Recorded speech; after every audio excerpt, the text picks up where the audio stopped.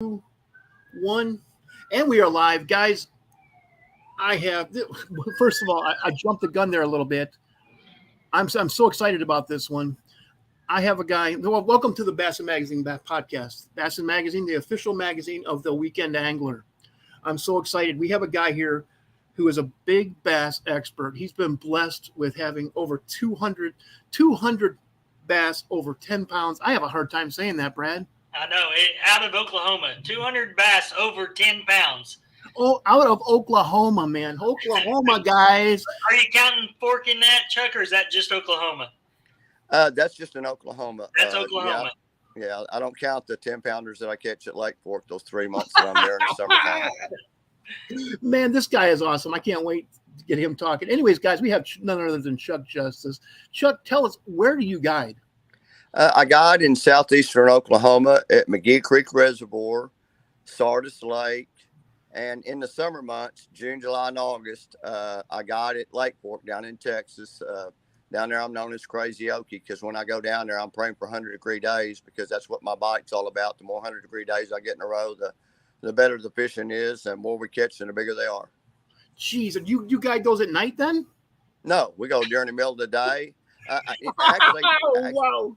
Actually, I get my clients on the water at daylight so that their bodies can adjust to the heat.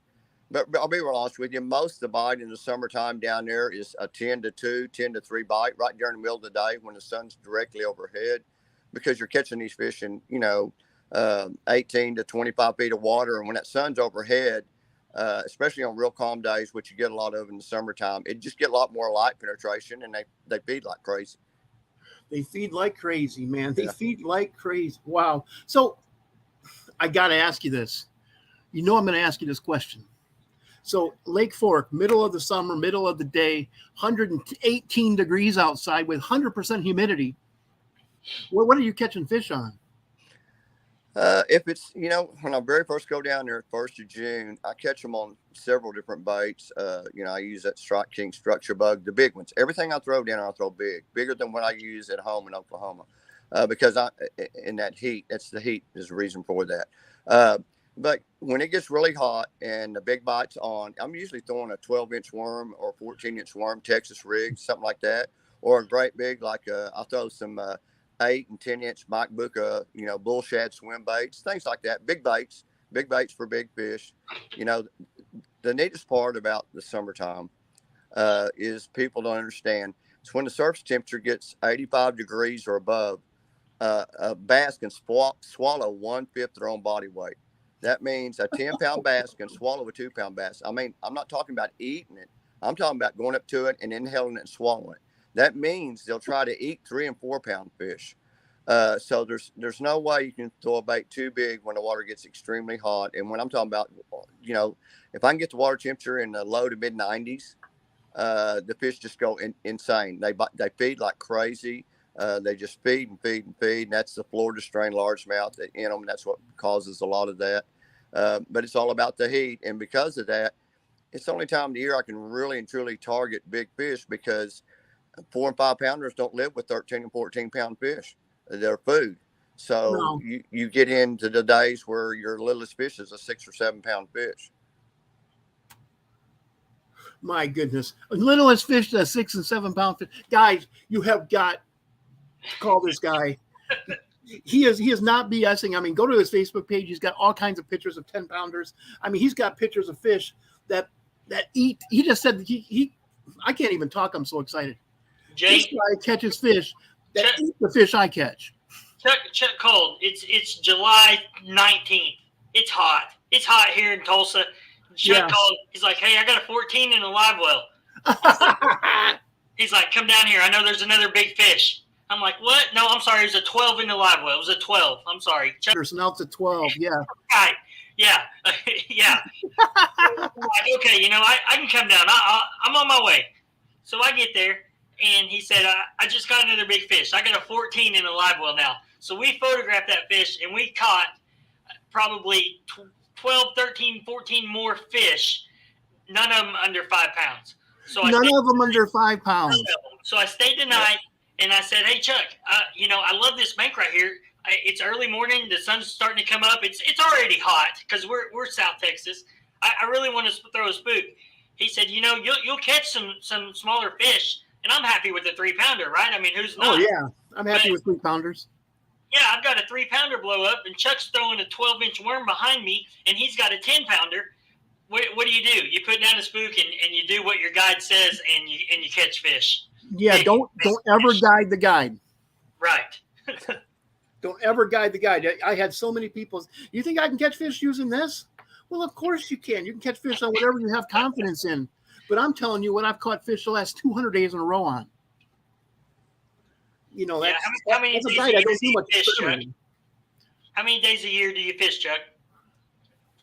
Oh, just fishing. Probably, I've been doing it for 32 years. I used to fish a lot more up until about 2005. I used to spend around 280 to 300 days a year on the water. Now I've cut that down. I'm usually on the water around 225, 250 days a year. But I spend a lot of time on the water, and now those aren't all guiding days. When I'm not guiding, I always tell people I got to go out and do a little product research. And for me, that means go out and see if I can figure out what those big bass are doing. Right. Sure. So, Now, when you say a 12-inch worm, are you using a ribbon tail?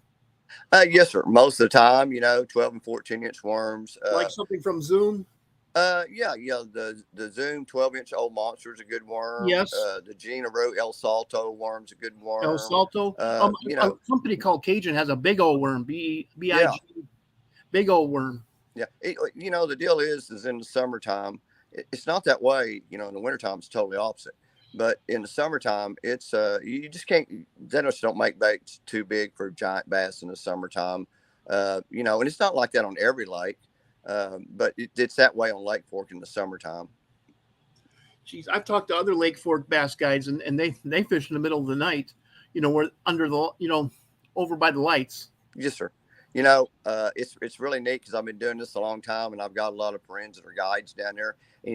Facebook is a really neat thing because I can watch. I've got friends, I've got guys I know that are really hardcore deep diving crankbait guys, and then I've got guys that are really hardcore night fishing guys. And this is what I see every year. I watch their Facebook post, and I see their bite leaving. My bite gets better because they can't get down deep enough anymore with their crankbaits. And the nighttime guys, the bass are leaving because the bait's leaving because the oxygen's leaving the shallow water around those lights. I mean, I've got friends that have docks down there, and this time of the year, they see big bass all the time around. So you don't get a thermocline? You don't get a thermocline? The thermocline down there usually is around 22 feet. Okay. So, but it's just the oxygen starts leaving. When the oxygen leaves the water, the bait leaves, and the fish are just going to follow them.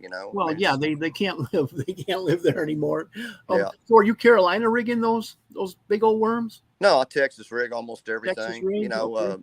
I really try to stay away from the baits that they see all the time, rigged the same way that they see them all the time, because I'm trying to catch those bigger fish, and those fish down there have probably seen more lures than you and I will ever see.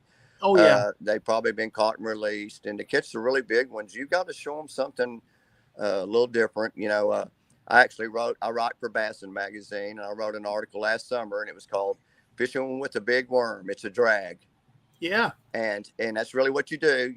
Big worms, you don't put a lot of action in them. I mean, you just drag them, and what people, a small worm, as you move it, the tail will move, but the body doesn't move. But on a big worm, as you drag it, as the tail moves, it starts making a whole body move. It gives it more of a swimming action.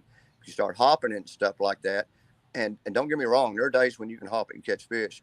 But, 8 out of 10 days, I just do a lot better on those great big worms. If I put about a half-ounce weight on there, and I use a bobber stopper and peg that weight against the head and go down there and get in those trees out there in about, 15, 20, 25 feet of water, find those fish and slow down and catch the great big fish. So you must be using some pretty big tackle to pull a 10 to 14 pounder out of a tree. Yeah, and I tell my clients every year, basically, if you can't make those fish jump, you're probably not going to get them. And what I mean is if you don't hit them hard enough and you don't have the equipment to make them jump, they're going to bury up in those trees. And I tell my clients, if you can get half of what you're hooked, you're doing really good if you can get half of them in a boat. But yeah, I use heavy equipment. I use heavy action Dobbins rods.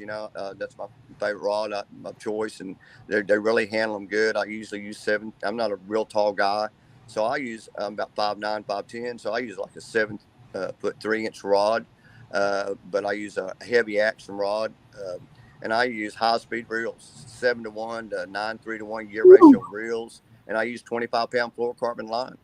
Fluorocarbon, okay. Yeah, I'm going for big fish down there. I mean, really and truly, every year I have clients, and one of the guys will show up a mono, and one will show up a fluorocarbon. And most of the time, I like to work in percentages, and the percentages go with the guy with the fluorocarbon, because that fluorocarbon is just basically less visible underwater. And it doesn't mean the guy that's throwing mono with the same bait won't catch fish. It just seems like he doesn't catch the really giant fish that you catch when you're using fluorocarbon. So what's the biggest fish you've had in your boat? 3 years ago, I had a client that caught a 14.7. Jeez. Was that Fork or was that Oklahoma fish? No, that was at Lake Fork. Yeah, we haven't even talked about my Oklahoma fish yet. We're talking about Lake Fork. Yeah, I was checking. Yeah. Well, then let's talk about Oklahoma fish now. Okay. So I want to start this because I'm from Oklahoma. I'm a little bit younger than Chuck, but let's go back to my kid days. I go into Kmart and I pick up the Oklahoma Fishing Guide, and it tells you rules and regulations for all the lakes. And as kids in junior high and high school, the first thing we did when the new ones came out, we always went to the big fish section. Who has the record for all the species in Oklahoma? But Oklahoma did something different. They always had a list of the top 10 bass. And as a kid, you're reading and you're like, oh, look, Chuck Justice has number 2. Oh, look, Chuck Justice has number 4. McGee Creek. Where's McGee Creek? Because we're not driving. So in our mind, McGee Creek is some little under the road creek. How's he catching these big fish, right?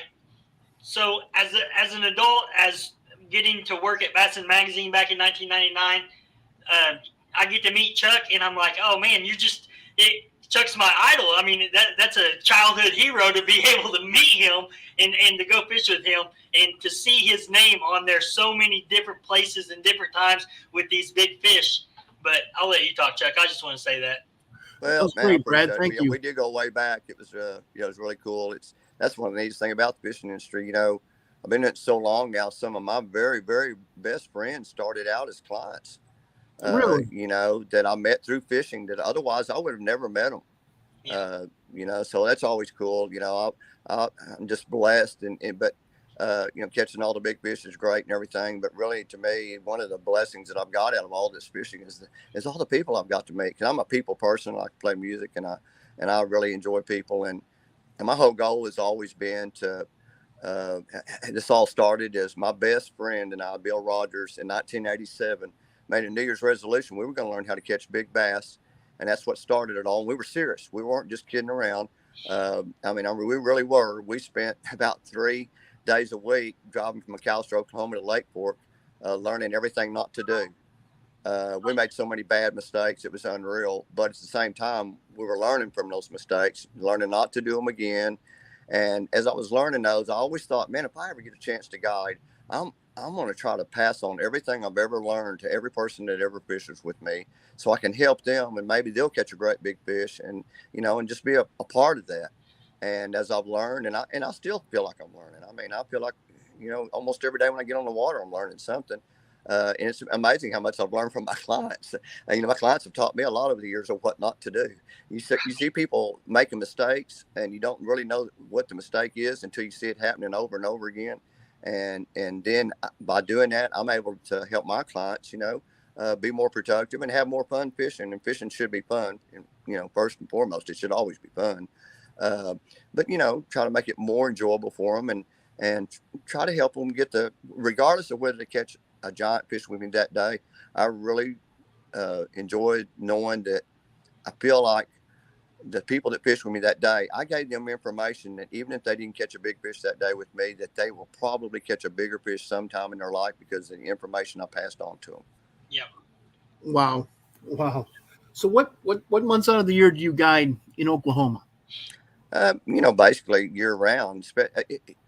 at McGee Creek Reservoir. That's my home lake. I live right outside the state park here. It's a beautiful lake, only lake in the state of Oklahoma that doesn't have any houses or roads around it. Imagine that, having a lake Imagine that, that man. has Wow. one road going into a state park. When you get into your boat, you're going into a wilderness area. No houses, no roads. Can you imagine that in this day and I age? can't. It's like going in Canada. But that's my home lake. That's the one I fish the most. But I also fish Sardis. Sardis was where I actually cut my teeth guiding, and that's where 3 of my 4 Oklahoma top 20 fish came from. Um, Sardis, unlike McGee Creek fish is good year round because it's like 2 lakes in one. It's got the state park part of the lake has a lot of deep water in it, 60 to 100 feet deep. And then as you go up the creeks, they become like more creeks. They're real flat and they're in the mountains and they're solid timber. So it fishes good year round. You just got to know what time of the year, where to be fishing on the lake, deep water or shallow water. Sardis, extremely shallow. It really and truly, it fishes really good about 2.5 or 3 months out of the year. And then the rest of the year, it's an average lake. But for 2.5 to 3 months out of the year, you could easily set an Oklahoma State record there, just like you can at McGee. They just fish a little differently. And then, like I said, I go down the fork in the summertime. But I spend more days on McGee Creek here at home than I do anywhere else. That's where I just got through catching, my last 2 giant fish. I think it was 2.5 weeks ago. I caught my 199th bass over 10 pounds in Oklahoma. But then I'll tell you what's really neat.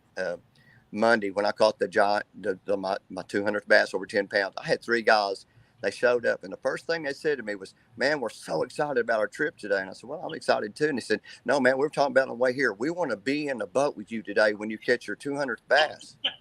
And I told the guy, I said, "Well, I'd really rather you caught it." He goes, "Oh, no, we want to be in a boat with you when you catch it." And I thought to myself, well, what's the odds of that? But they did, they were there with me when I caught it. And then the guy that netted at the end of the day, when he was shaking my hand, he goes, "Now," he said, "I know what my longevity will be from this point on." He goes, "I'm the guy who netted Chuck Justice 200 bass." And I thought, how cool, So that is cool. That's yeah, awesome. But like I said, McGee Creek fish is good year round. Sardis fish is extremely good for 2.5 or 3 months in the springtime. And that's because Sardis is a very shallow lake. The average water depth is only about 8 feet. It's a really dingy lake, and it's a low oxygen lake. And that low oxygen is what causes the fish during the heat of the summer and in the cold of the winter, they're not to bite very well.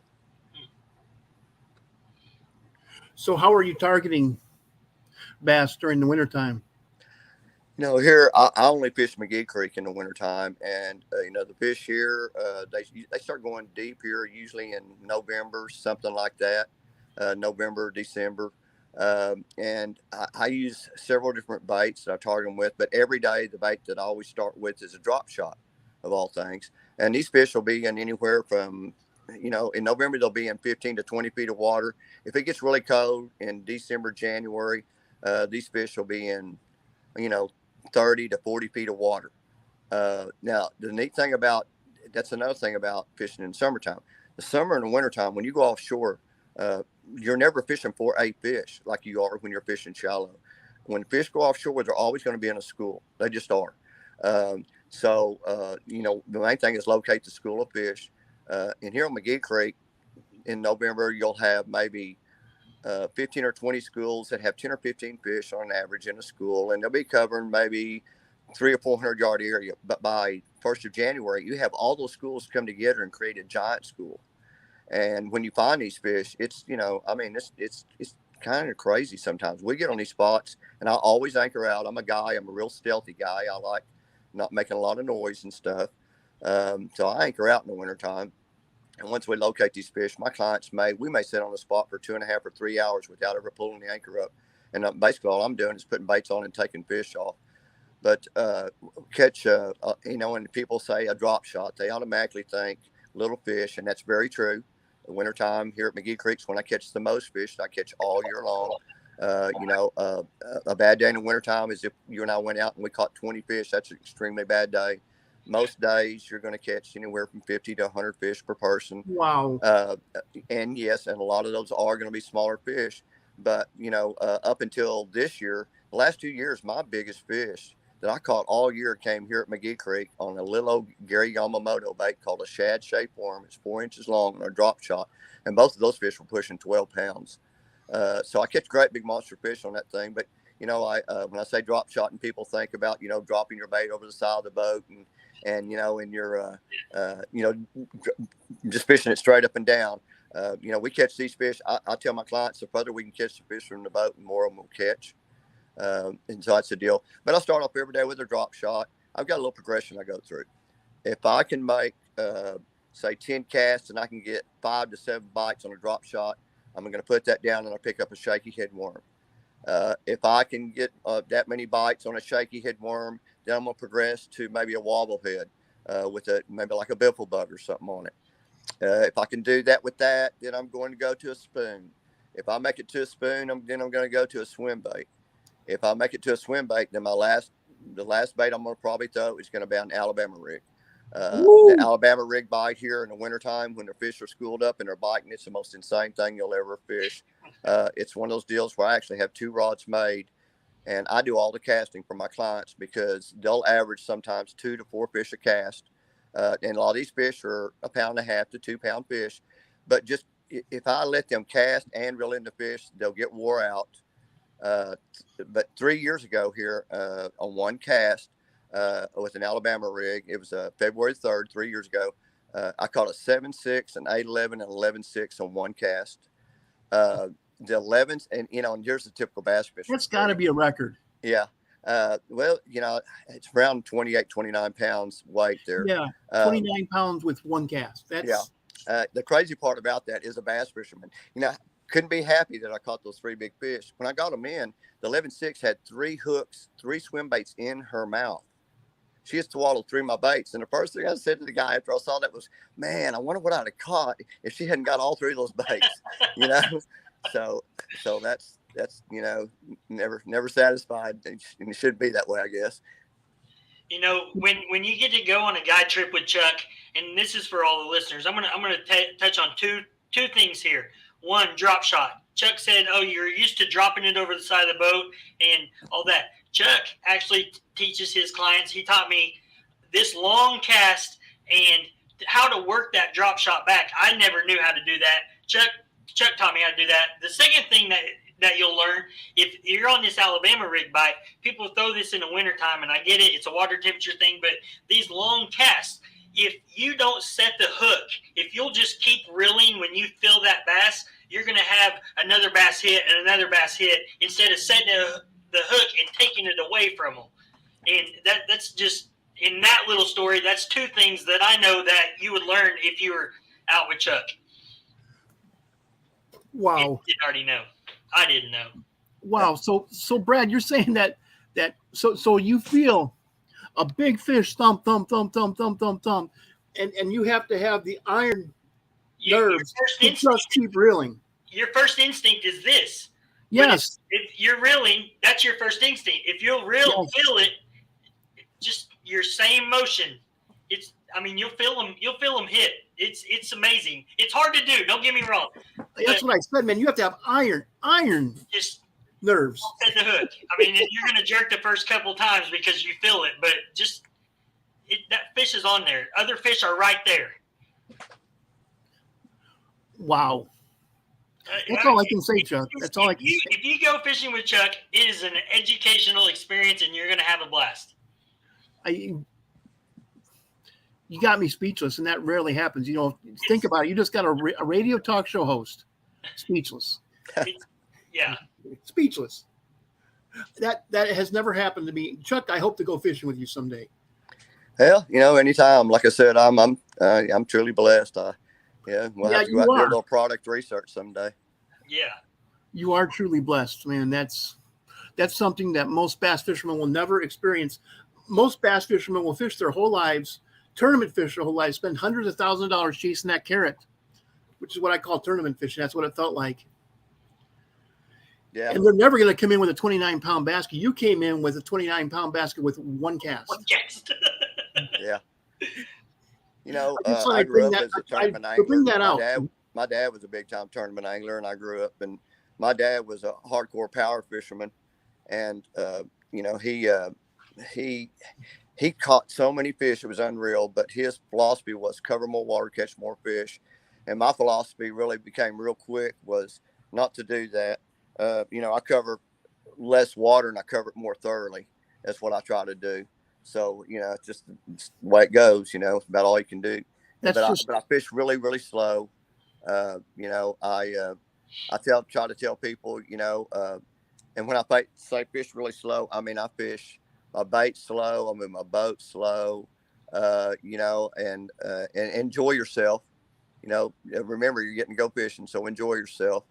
So, well. yeah, It sounds like you're a seine going through the water.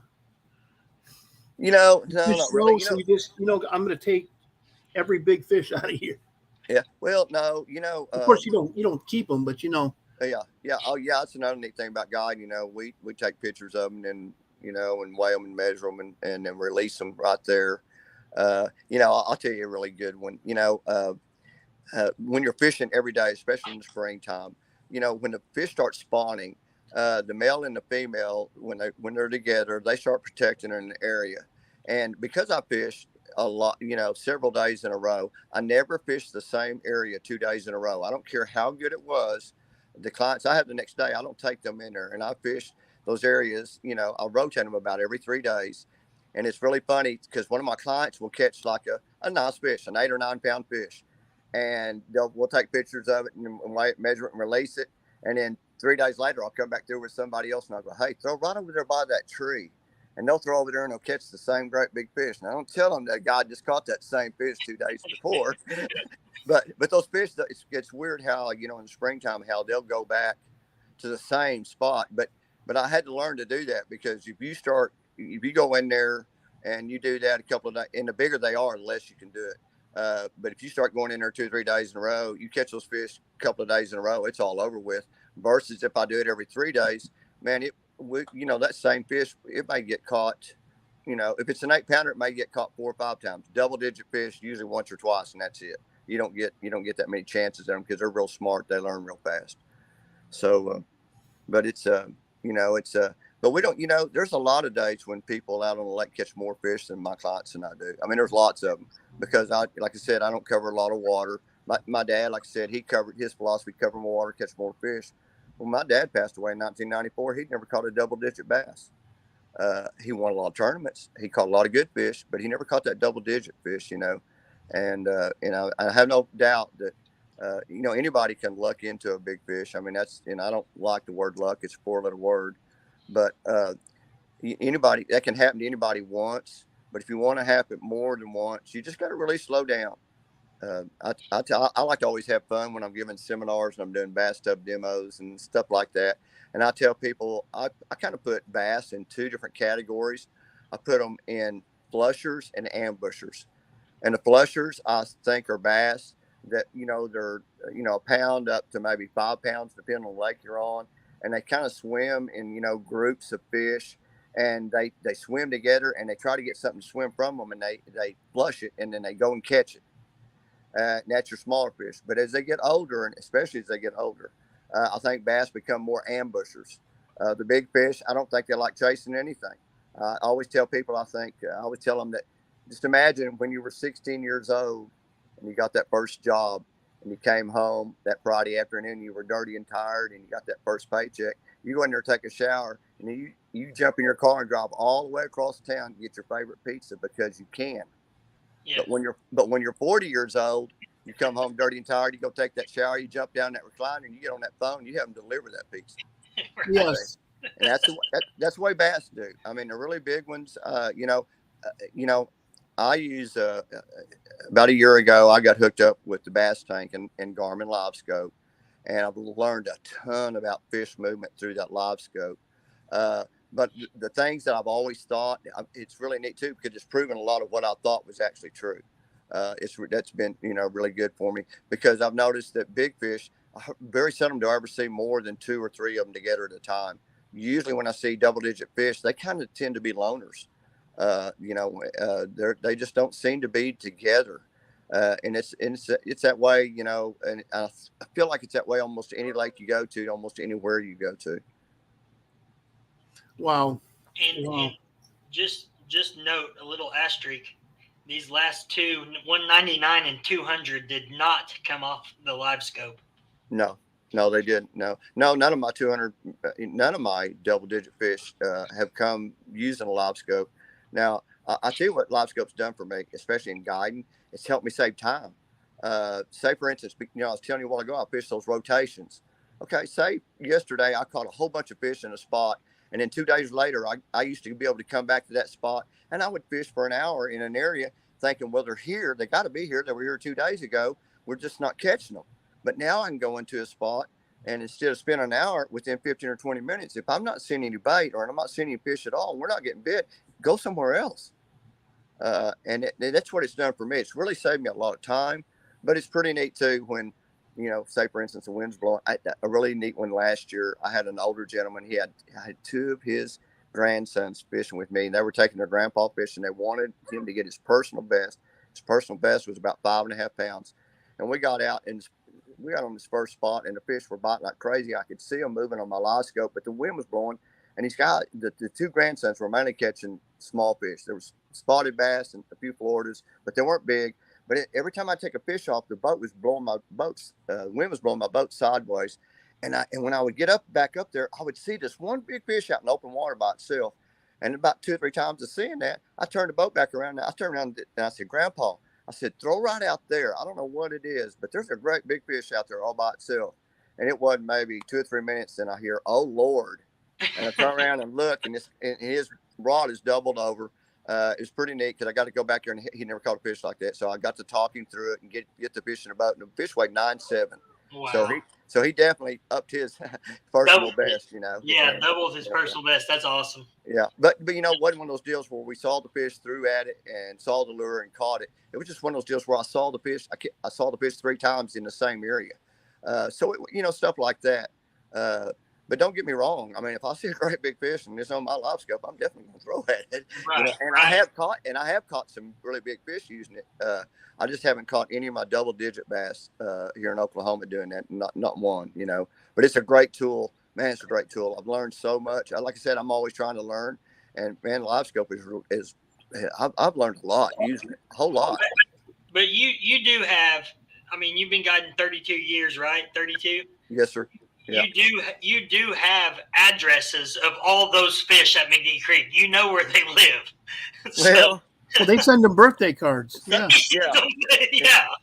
Sometimes I don't think they know that, Brad. There's days I don't think they know that. No. I think there's days they go, "Oh God, here comes Chuck." My mouth's already sore. Yeah. Yeah. But another thing that I'm really, really proud of is the guy brought it to my attention. We were talking about bass in Oklahoma, and he brought up the deal. He just didn't think there was as many bass in Oklahoma as there used to be, and he kind of turned toward me and said it, and he said, and I said, "Well, I don't feel that way." And he said, I looked at your Facebook post and have for years, and he said, "You don't catch as many big fish as you used to." And I said, "You're exactly right." I said, "But my clients catch a lot more big fish than they used to, because every year, hopefully I'm a better guide than I was the year before. Hopefully I'm getting better all the time, and I'm better at helping people, because a lot of people think as a guide that everybody that comes fishing with you is a Bassmasters Classic champion, and it doesn't work that way. No. I mean, I get trips since COVID hit. I've actually had trips where people would show up and had never thrown a rod and reel before in their life. And for some people, I might go, "Oh God, I couldn't believe that." Well, man, I took those people over and, dropped the tailgate on my truck, teach them how to throw the rods and reels, go out and they catch a few fish, and they're in heaven. Yeah. So every trip is different. Not everybody wants to catch a giant fish. And I understand that. And what I try to supply each day is what they kind of want to get out of their trip, and it's different for everybody. It really is.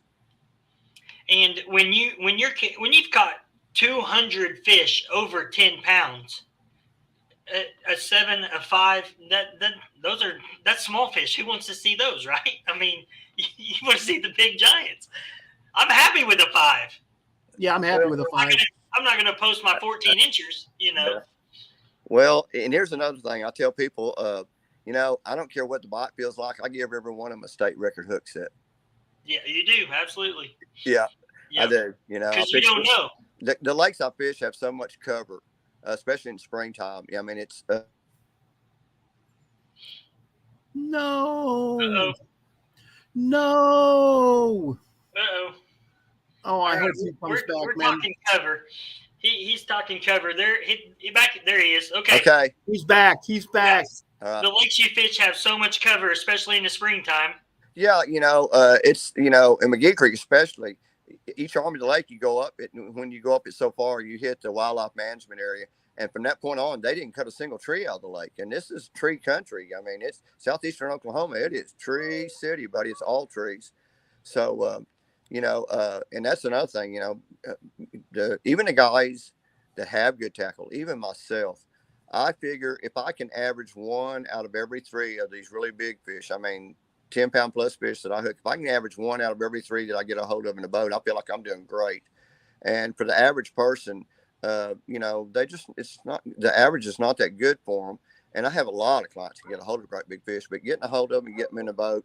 But I'm telling you, my clients get a hold of these big fish and they lose them, and they'll go, man, how long will it be before I can cast right again? I mean, they're so shaking so bad from, even though they lost the fish, they're so excited about it that they can't even make a good cast anymore. Right. So it's, like I said, it's, but no, I get excited about every fish, I mean, I really do. I mean, don't get me wrong. That 200 bass that I caught the other day, I posted, the guy that was with me was shot a video for me. I was so shook up I couldn't hardly talk. And I mean, years ago I had my own TV show for 7 years, so I'm used to being on there. But I knew what I'd done, and it was just like, it was like I'd never caught a 10-pounder in my life. Right. Number 200, and that's your first one. Yeah. Yeah. Wow. Super exciting, though. I mean, that's awesome. That's such an accomplishment. I can't wait to see you, just to high five you. Yeah, we'll be seeing each other this summer. I think we're gonna try to get together with Mike Buka and Bull Shad guy and maybe do something down at Fork. Yeah, that'd be great. Yeah. That'd be great. I become real good friends with Mike. I don't know if you guys know him or not, but he's the guy that invented the Bull Shad swim baits and stuff, and incredible baits. But even more, Mike's just one of the nicest people I think I've ever met. He's just got a great personality, but yeah. I'm been very fortunate to. That's another thing about fishing, boy. Like I said, the people you get to meet through fishing. Who never thought that? I years ago, before he passed away, I actually got to take Neil Armstrong fishing. So the guy that walked on the moon, I would have never got to take him fishing if it hadn't have been for what I've got to do and things and stuff. And it's those people like that. I have a lot of good stories, but when you meet somebody like that, your stories aren't that good when you're talking to somebody like that. Yes, I would agree. But so again, it's just a blessing. It's just a true blessing. It really is. Of course, remember, he's the only one. He's one of the. There's not a whole lot of people who have walked on the moon. Right. No, there's not. Period. Ever. Yeah. There's been billions of people who've lived, so he's one of a kind. Yeah. And the fact that you got to fish with him is just incredible. Yep. Yep. And one of Chuck's good friends does he have the Oklahoma smallmouth record? No, he has the Lake Texoma smallmouth record, right? No, actually, my buddy Carl, he's held the Oklahoma state record twice on smallmouth. And they were both out of Lake Texoma, but he's held the state record twice. And people don't picture Lake Texoma as a smallmouth lake, but yeah. A lot of people just don't picture Oklahoma as a big bass state. And I think sometimes even the state of Oklahoma doesn't realize they're a big bass state. I really do. I don't think they realize there's as many big fish as they think there are. Because, I'm not, I'm a guy who used to fish a lot of tournaments, and I got tons of buddies that fish tournaments. But I think sometimes state they rely too much on what the information they get from tournament organizations on these big fish. And I'm telling you, these tournament organizations, they come down here to McGee Creek and fish, and they complain all the time because they can't catch any big fish. Right. We have a 16, 22-inch slot here, and they'll catch, 5 fish that'll go 5 to 6 pounds that they can't weigh in, and they'll end up weighing in 8 pounds, but they grow up about there's no big fish. It's and I think sometimes that's they get too much information from the tournament organizations, and they don't. I really think they would be better off. Sometimes they would talk to the guides. I think the guides have a better feel for what's going on in their lakes than a guide that comes there and fishes on a weekend for 2 days, maybe. Yeah. We were at McGee Creek last spring, and the bass tournament was going on, and we were fishing. The Oklahoma kayak anglers had a tournament down there, and we had two guys catch fish over 23 inches, and the bass tournament guys never brought in one over the slot. And those kayak guys are doing exactly what you're saying. They're slowing down. They're fishing, not covering water, and that's why they got the big ones instead of the bass tournament guys. But yeah, OWDC needs to listen to guides. They need input from everybody for big bass in Oklahoma because they're here. You're right. Yeah, they do, because they're definitely here. Especially in the southeastern part of the state, man, they are most definitely here. Another lake that I've started guiding on a little bit is just 45 minutes east of me. It's really neat. It's an older lake called Pine Creek Reservoir. Pine Creek is an old lake. It's on a little river. But about 12 years ago, they started working on a dam, and they held that lake 10 feet below normal for about 10 years. And 10 years of growth came back on those old banks. And when the lake filled back up, it was like it was reborn again. And now I can go over there, like, when somebody called and said, hey, I'd really like to catch a lot of good fish. I'm really not into a big fish. I'm more into numbers. Well, that's a really good lake for me to take people to. And I just started doing that this spring because they just filled that lake back up 2 years ago. And it's just ridiculous. I mean, it's a really good tournament lake because you catch those tournament guys will bring in 25 to 30 pounds almost every tournament. Wow. Because it's got a lot of good fish in it. And fish keep growing. There'll be big ones there eventually. It's just, it's like you just got to look at it as a 2-year-old lake. You can't look at it as an old lake that's, 25 years old. You got to look at it as a 2-year-old lake because it's been reborn again. That's amazing. I've never fished it. I heard that it was a hot crappie lake. But oh, yeah. Chuck, we have a question here. Rockies. Oh, good. We got a question from a listener. It says, what happened to the smallmouth in McGee? It seemed like 2 to 4 years ago they were taken off. Well, again, for 5 years at McGee Creek, they put 500,000 lake strain smallmouth in McGee Creek Reservoir. This was several years ago. This has been maybe close to 20 years ago that they did that. At that time, the gentleman who was the head fisheries biologist for the state of Oklahoma came to me at the tackle show in Oklahoma City, and he asked me, he said, have you been catching any of the smallmouth? And I said, no, not really. I really hadn't been catching many, but I'm usually not fishing the same areas because you got to realize half this lake is real deep and got a lot of rocks. And that's more, along the lines of what smallmouth like, where these Floridas here, they like the flat water and the wood and the grass. They like that kind of stuff. But anyway, I told him, no, not really. And he said, you don't ever catch any? And I said, every once in a while in the wintertime, if the wind's out the north, I can go to the top of the boat ramp during the week when nobody has put their boat in. And I might catch 5 or 6 of them off that boat ramp, just bang, bang, bang. And he goes, well, that made sense. And I said, really? He goes, yeah, that's where we stocked them. And I said, what do you mean stocked them? And he said, well, that's where we stocked them. And I said, so anyway, long story short, they raise them, they bring them down there in the hatchery truck, and they take them, they shoot them out of a tube at the boat ramp. And once he told me that, I said, no wonder they like green on that lake so much. I figured that probably 2/3 of those fish that were released were probably eaten because those fish were 3 to 5 inches long. But, same guy that had the state record twice, my buddy Carl Gale. Carl actually had the lake record here on McGee Creek at one time for the smallmouth, and it was about a 5-pound smallmouth. But, we just don't catch many of them anymore, and I really and truly do not know where the ones that were in here went. We just don't. I haven't caught a smallmouth in here in probably a year and a half. Okay, the same guy just said he normally got them around the dike. Yeah, that's exactly. That was one of the same areas. See, the dike where he's talking about is about 300 yards from that boat ramp. Okay. So you're saying they don't move far. Well, and you got to understand, that's in wide open water. About 100 yards in front of that boat ramp is a hump that I fish all winter long. There's actually no parking lot there that they built to put their equipment on at night in their cars during the day when they were building that dike, and they built it up. It's about 100 yards wide and 300 yards long, and that's where they park their equipment. So if it rained, they didn't flood their equipment and stuff. And that's all right there. So yeah, and that doesn't surprise me at all, and not even a little bit. That's what. But I will say this: I had some conversations with the state of Oklahoma about doing that, and it's really neat. Now they don't do that anymore. Now they actually go out, they take those fish, they put up these little nets that they have that they can stand up, and they put these 3 to 5 inch fish in the water behind those little nets, and they leave them in there usually half a day or maybe even overnight, and then they go and pull those up. That way they have a chance to get acclimated to the water temperature, so they're not stunned. When those fish get shot out of a tube, they're stunned. Yeah.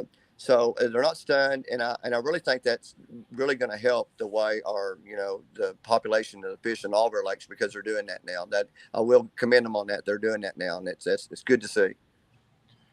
Yeah, I've heard all kinds of stories. I've heard stories about them shooting them out of tubes in the middle of Lake Ontario, and here the cormorants are following them, eating up all the lake trout as they're being stocked, because they're 4 to 5 inch lake trout. And right. All kinds. Yeah, it's a process. I really do think that nationwide, the departments are really starting to learn more. Yeah, it's they're just like us. They're learning. Most guys that are biologists, they love the outdoors, or otherwise they wouldn't be a biologist. They love their jobs too. The ones I know really love their jobs. That same guy said it's spotted bass heaven on that hump. He says he fishes McGee almost every weekend, and the picture in his profile was even taken from there last year. Yeah. Well, I'll tell him. I'm going to give you a bit of information, buddy, that a lot of people don't know. My 199th bass that I caught that weighed 11 pounds, 0.7 ounces, that's where I caught it. Wow. Off of that hump. I caught there on a shaky head worm. I've got some Facebook comments too. Dave Hudson said, "You're Mr. 200," and Mr. Fred Bonner said, "Congrats on 200, Chuck." But he has a question. He said, "Chuck, once you stick a 10 plus, how do you go about getting in the boat? Fast, slow, horseplay? What do you do?" It depends on what time of year it is. If I'm fishing in the wintertime at McGee Creek and I'm fishing the deep water, that's deep open water, and I'm using 12-pound fluorocarbon on my drop shot. So those fish, I play those fish because I've got light line, I've got lighter action rods. But most of the year I'm up in those trees, and man, I try to whip the fish. I tell people, when I set the hook, that's when the fight starts, and I want the fight started coming toward me, not going away from me, not going down, coming toward me. I try to turn the fish. I'm not a big guy. I weigh about 150 pounds. I'm 5'9". I weigh about 150 pounds. I can put you in the back of my 21-foot bass boat. When I set the hook, you'll know it. You won't have to turn around. You're going to feel the boat move, because I set the hook because I want to turn that fish instantly, because if I can turn them, and two, here I catch a lot of giant fish right out of the middle of big cedar trees in 8 and 10 feet of water. If I don't hit them hard enough, they bury in the tree. If I can get a really good hook set on them, they almost always jump out of the tree into open water, which is exactly what I want them to do. But you don't want this. You don't want to get them to the boat as quick as you can and then have your buddy stabbing at them with the dip net trying to get them as they're coming by the boat. I tell people when I'm playing big fish, I get them to the boat as quick as possible, but I play them in a 14-foot area. I've got a 7-foot rod and 7 foot of line, and we're going to play in my backyard, not theirs. And a big fish on 7 foot of line with a 7 foot of rod, 2 or 3 surges, and I can wear that big fish smooth out. They'll actually come up and almost be laying on their side, and you don't have to net them. You can lip them then. But I get them to the boat as quick as possible, but I don't pick them green, as the old saying goes. Yeah. I was hoping you were going to say you're going to boat flip them. Nah, I've got some good rods, but I don't want to do that. Right. No, Chuck cannot boat flip his fish. No. Yeah. Well, I want to thank our Facebook watchers and listeners, and Jay, your guys for the questions. I appreciate them all jumping on, and we're gonna let Chuck go. Chuck, is there anything that the listeners need to say or need to hear? I mean, well, I hope that, if you have the chance, sometime you can come and go fishing with me. I really enjoy trying to teach people.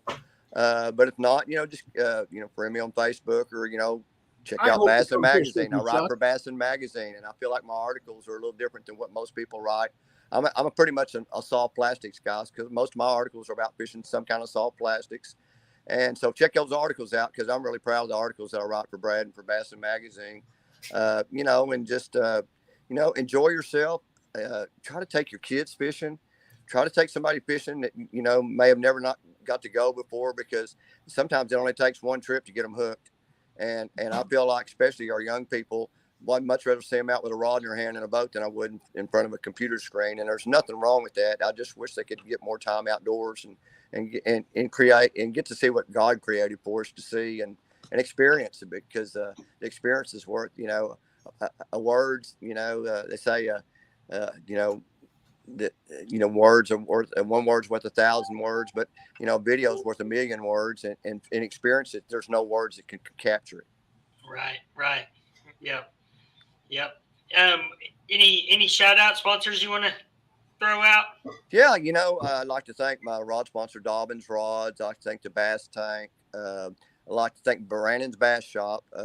And I definitely like to thank McAllister, Pepsi, and Team Dew. I'm on the Team Dew, Mountain Dew deal. I got a big promotion coming out this summer that I'm going to be doing with Mountain Dew, so I'm looking forward to that. But yeah, another thing, I don't have tons of sponsors. When I first started out, I had so many sponsors I couldn't get them all on my shirt. But as I got a little bit older, I started figuring out that a lot of those sponsors weren't. My time was worth more than what I was getting from them. So I'm very, very selective with the sponsors that I have now. All my sponsors are great sponsors. If you've never used, I'll tell you this right now, if you've never used a Dobbins rod and you're serious about bass fishing, just go purchase one. And I feel very confident that you'll go, God, I've never felt a rod like this before. And, and just like I said, enjoy yourself, and have a good time, man. Enjoy it. Have a good time. We have one more comment from Mr. Josh Hardy. And he says, I miss the old Trophy Bass Secrets on Channel 10 on Saturday mornings. He still sings the jingle. Yeah, see, that was kind of cool. Again, I'm a professional musician, and the guy that produced that show for me, he and I grew up in the same hometown, and he's a world-class banjo player. And we played music together a lot. And he was a TV producer. He worked for CBS. And I was wanting to do my own TV show. Everybody was, I was doing everybody else's TV shows. And I wanted to do my own. I wanted to teach. I really wanted to teach. And what happened, it was like catching a fish. One night, we were at the Country Music Awards. CMA Awards was coming on. And I was sitting there, and it came on. It was like a light switch came on. And I thought, oh, now I know I can get Joel. And I called him up because I knew he'd be watching. I said, Joel, I said, you do realize if we had our own TV show, we could do all of our own music, don't you? And it was just, he paused, and I thought, I got you. And so I wrote, played, and sang the theme song for the TV show, and we did all of our own music on the show, the intakes and outtakes on all that stuff. We had a blast doing it. And I really enjoyed doing the show because I got to teach. Like I said, the reason I called it Trophy Bass Secrets was I was giving away every secret you can imagine. I wasn't keeping any secrets back. Yeah. That's great. Chuck, I so appreciate you taking time out of your schedule to come and talk to our viewers here on the Bassin Magazine podcast. You've been a fantastic guest, and you told all your secrets. I love it. Yeah. And you'll still learn more if you book a trip with Chuck. That's his cell number. He answers. He texts. You can contact him on Facebook. His contact information is in every issue of Bassin Magazine. Big Bass Chuck. Big Bass Chuck. I love it. Yeah. Chuck, I hope to fish with you someday, man. I really do. I hope so too, buddy. And I sure do appreciate you having me on here. I really, really cherish the times I get to talk about bass fishing because I love to do it, but I like talking about it too. I tell you what, Brad told me about you, and I said, let's get him on. Oh, yeah. Call Chuck now. You know how I feel about you. I mean, truly a childhood hero. Seeing your name, getting to meet you, I was, you were an idol when I got to meet you. I love fishing with you, and I love you, and I appreciate you coming on. Thanks a ton. So. Well, thanks, man. I appreciate everything you do for me too, Brad. And I enjoy, writing for Bassin Magazine. You guys check Bassin out, man. It's a great magazine. There's every month there's you can learn something out of that magazine every single month, and I don't care if you just started or if you're a professional. There's things in there you can learn every month. Yeah. And I'd like to thank everybody for tuning in to the Bassin Magazine podcast. Bassin Magazine, the official magazine of the Weekend Angler. Come read Bassin Magazine. Read how Chuck catches his big, big, big bass. Thanks, everybody. Thank you, guys. I appreciate it. We appreciate you, Chuck.